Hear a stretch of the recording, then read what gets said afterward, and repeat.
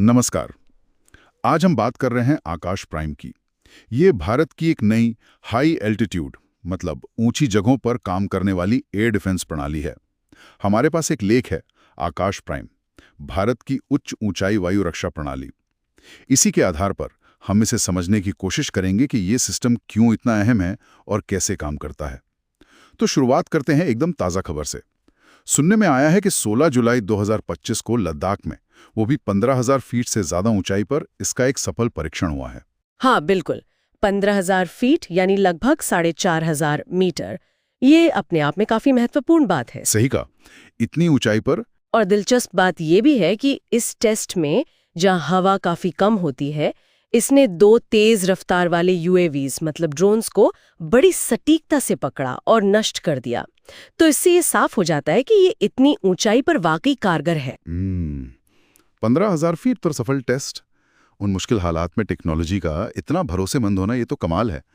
तो ऐसी क्या खास बातें इसमें, मतलब आकाश प्राइम में, जो इसे इन ऊंची ठंडी जगहों के लिए इतना फिट बनाती हैं? देखिए, इसे डिज़ाइन ही खास तौर पर 4500 मीटर से ज़्यादा ऊंचाई और जो एक्सट्रीम ठंड होती है वैसे मौसम के लिए किया गया है। इसके जो हार्डवेयर हैं, पुर्जे हैं, उन्हें ज़्यादा मजबूत बनाया गया है।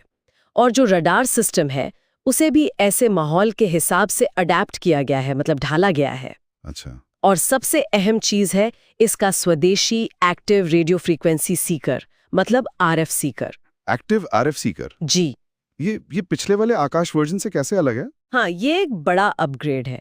ये सीकर जो है वो मिसाइल को उड़ान के बिल्कुल आखिरी हिस्से में, मतलब टर्मिनल फेज में, लक्ष्य पर और ज्यादा सटीक निशाना लगाने में मदद करता है।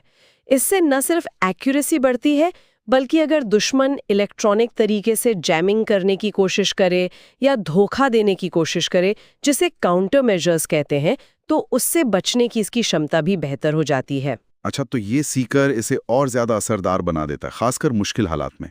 और इसकी रेंज कितनी है, मतलब कितनी दूर और कितनी ऊंचाई तक ये टारगेट को हिट कर सकता है? इसकी रेंज बताई जा रही है करीब 25 से 30 किलोमीटर, और ये लगभग 18 किलोमीटर की ऊंचाई तक लक्ष्य को मार गिरा सकती है। 18 किलोमीटर ऊंचाई तक? जी, और साथ ही ये बहुत तेजी से रिस्पॉन्ड करती है।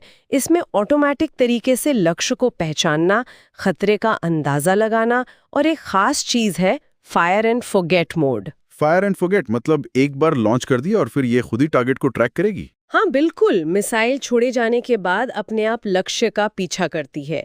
इससे फायदा ये होता है कि जो लॉन्चर है वो तुरंत दूसरे खतरों पर फोकस कर सकता है। इसी वजह से ये एक साथ कई लक्ष्यों पर निशाना साध सकती है,